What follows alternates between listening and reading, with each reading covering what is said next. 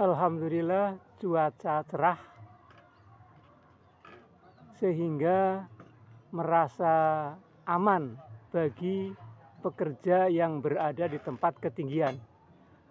Karena kalau mendung itu memang punya risiko. Karena di tempat tinggi apalagi yang dipegang besi dan besinya itu semuanya berkaitan dan sampai ke tanah.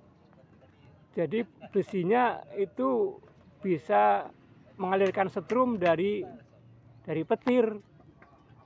Maka kalau mendung itu was-was. Maka saya juga menyarankan kalau kira-kira mendung dan mau ada petir, sebaiknya turun dulu saja mengerjakan yang lain demi keamanan. Karena